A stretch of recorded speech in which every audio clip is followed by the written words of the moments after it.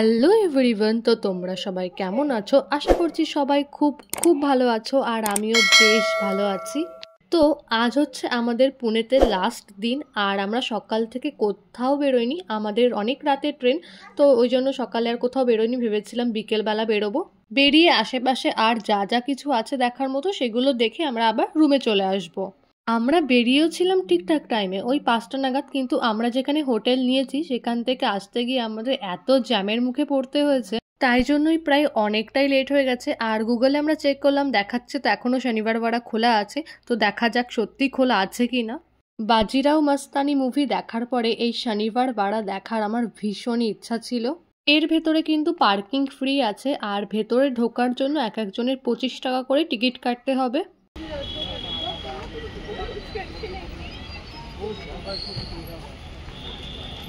मराठी में लिखा है क्या? যেটার ভয় পাচ্ছিলাম সেটাই হয়েছে, শনিবার বাড়া অলরেডি বন্ধ করে দিয়েছে। তো এটা সকাল 9টা থেকে সন্ধ্যা 6টা পর্যন্ত খোলা থাকে। সত্যি কথা বলতে জিনিসটা দেখে এত খারাপ লাগছিল যে আর একটু আগে আসলে হয়তো বা আমরা ঢুকতে পারতাম এর ভেতরে। এখানে শুধু আমরা না, আমাদের মতো আরও অনেকেই আছে যারা ভেতরে ঢুকতে পারেনি, তো তারা বাইরে বসে রয়েছে। ভেতরে তো আর ঢুকতে পারলাম না, তো বাইরেটাই একটু ভালো করে দেখে নিই।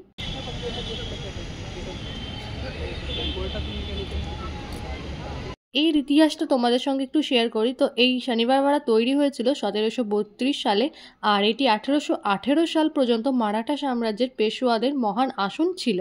এবং মারাঠা সাম্রাজ্যের উত্থানের পর প্রাসাদটি 18 শতকে ভারতীয় রাজনীতি কেন্দ্র পরিণত হয়। 1828 সালে এই প্রাসাদটিতে একটি ভয়াবহ আগুন লেগেছিল, যা নাকি 7 দিন ধরে জ্বলতে থাকে। সেই কারণে প্রাসাদটির বড় অংশ পুড়ে যায়। তখন কিভাবে যে এই আগুনটা লেগেছিল সেটা আজও একটা বড় প্রশ্ন, আর কেউ এটা সম্পর্কে জানে না। শনিবার বাড়াকে অনেকে আবার হন্টেড প্লেসও বলে। অবশ্য তারও একটা কারণ আছে বটে। কথিত আছে যে এই প্রাসাদে 1773 সালে 30শে আগস্ট রাতে মারাঠা সাম্রাজ্যের নবম পেশোয়া হয়ে 18 বছর বয়সী নারায়ণ রাওকে ষড়যন্ত্র করে হত্যা করা হয়েছিল। এটাও বলা হয় যে তাকে নাকি তার চাচা খুন করেছিল। স্থানীয় লোকেরা জানায় আজও অমাবস্যার রাতে প্রাসাদ থেকে কারোর বেদনার্থক কণ্ঠ শোনা যায়, বাঁচাও বাঁচাও করে। আর এই কণ্ঠ শুধু নারায়ণ রাওয়ের। শনিবার বাড়া থেকে বেরোনোর সময় এখানে একটা বড় বটগাছ দেখতে পাবে। আশা করি এই বটগাছটা তখনকার সময়ের। এখানে যা কিছু লেখা আছে সবকিছুই মারাঠি ভাষায়, তো যার জন্য বুঝতে একটু অসুবিধা হচ্ছে। শনিবার পাড়া থেকে বেরিয়ে আমরা হেঁটে হেঁটে চলে আসলাম লালমহলের সামনে।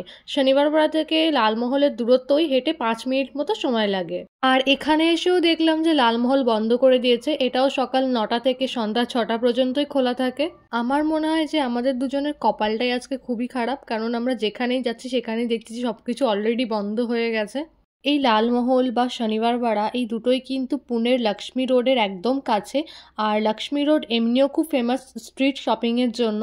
লালমহলটি 1630 খ্রিস্টাব্দে ছত্রপতি শিবাজির পিতা শ্রী শাহাজি ভোসলে এবং তার স্ত্রী জিজাবাই ও তার পুত্রের জন্য লালমহলটি প্রতিষ্ঠা করেছিলেন। ছত্রপতি শিবাজি মহারাজ তার প্রথম দুর্গ দখলের আগে পর্যন্ত এখানে বেশ কয়েক বছর অবস্থান করেছিলেন। মূল যে লালমহলটা ছিল সেটা ধ্বংসস্তূপে পড়ে যায়, এবং এই যে লালমহলটা এটা আসল না, এটা পরে বানানো হয়েছে। ঐতিহাসিকভাবে লালমহল ছত্রপতি শিবাজি মহারাজ এবং শায়েস্তা খানের মধ্যে একটি সংঘর্ষের জন্য বিখ্যাত, যেখানে ছত্রপতি শিবাজি মহারাজ লালমহলের জানলা থেকে পালানোর চেষ্টা করার সময় পরবর্তী আঙুলগুলি কেটে ফেলেছিলেন। এরপর আমরা চলে আসলাম লক্ষ্মী রোডে, যেটা স্ট্রিট শপিংয়ের জন্য ফেমাস। তো সৌতম একটা টুপি নেবে, তো যার জন্যই আসা। টুপি বলতে বাজিরাও মাস্তানিতে রণবীর সিং যেরকম টুপি পরেছিল পেশওয়াদের মতো, তো সেরকম একটা টুপি নেওয়ার ওর খুব ইচ্ছা। আমরা অনেকগুলো দোকান খুঁজেছি, কিন্তু সেরকম টুপির কালেকশন আমরা কোথাও দেখিনি। কিন্তু আস্তে আস্তে এই দোকানটা আমাদের চোখে পড়লো, আর এই দোকানে এত রকমের টুপি আছে। শুধু টুপিই নয়, আরও অনেক রকম ড্রেসও পাওয়া যায়, যেমন রাজা মহারাজারা পরতো।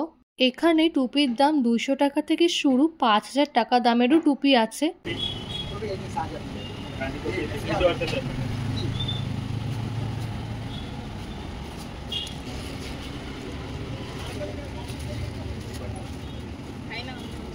তোমরা যদি পুনেতে এসে টুপি বা অন্য কিছু কিনতে যাও, তবে অবশ্যই এই দোকানে একবার হলেও ভিজিট করো। ভীষণ ভালো ভালো কালেকশন। রুমে ফেরার সময় আমরা দাগদুশের হালবাই গণপতি মন্দিরের সামনে দিয়ে যাচ্ছিলাম, তো একটু দাঁড়িয়ে আমরা গণপতি বাবার দর্শন করে নিলাম। এটা পুনের ভীষণই ফেমাস একটা মন্দির, যেটা দাগদু শেঠ হালওয়াই এবং তার স্ত্রী লক্ষ্মীবাই ছিলেন একজন ব্যবসায়ী এবং মিষ্টি প্রস্তুত কারণে তিনি পুনেতে বসতি স্থাপন করেছিলেন। 1800 শতকের শেষ দিকে তারা প্লেগ মহামারীতে তাদের একমাত্র সন্তানকে হারিয়েছিলেন। তাদের কাছে একজন করুণাময় ঋষি এসেছিলেন, যিনি তার পুনেতে একটি গণেশ মন্দির তৈরি করার পরামর্শ দিয়েছিলেন। এরপর তিনি এই মন্দিরটা তৈরি করেন এবং এই মন্দিরের নাম হয় দাগদু শেঠ হালওয়াই গণপতি মন্দির। আমরা আর ভেতরে ঢুকিনি, বাইরের থেকে গণপতি বাপাকে একটু প্রণাম করে নিলাম। আমরা লক্ষ্মী রোড থেকে বাস ধরে চলে আসলাম আমাদের গেস্ট হাউসের একদম সামনে। আমরা এই কয়দিন কিন্তু এই সিপিডাব্লিউডি গেস্ট হাউসেই ছিলাম। এই সিপিডাব্লিউডি গেস্ট হাউসগুলো একমাত্র যারা সেন্ট্রাল গভর্নমেন্টে জব করে তারাই বুক করতে পারে। তোমরা যদি পুনেতে এসে এই গেস্ট হাউসে থাকতে চাও তাহলে অবশ্যই অন্তত 1 মাস আগেই গেস্ট হাউসটা বুক করে রাখতে হবে, কেননা এখানে বেশি রুম নেই, অনলি 2টো রুমই অ্যাভেলেবেল আছে। গেস্ট হাউসের সব রুমগুলো হচ্ছে সেকেন্ড ফ্লোরে, আর গ্রাউন্ড ফ্লোর আর ফার্স্ট ফ্লোরে হচ্ছে কোনো সরকারি অফিস আছে।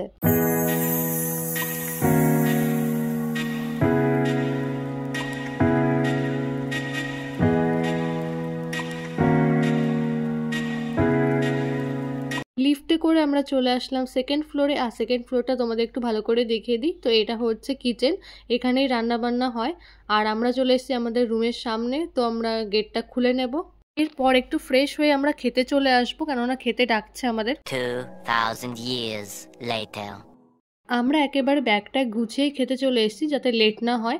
আর আজকে আমাদের খাবারের ছিল ভাত, রুটি, ডাল, ডিমের ঝোল আর একটা সবজি তরকারি ছিল। আর প্রত্যেকটা খাবারই ভীষণ টেস্টি হয়েছিল।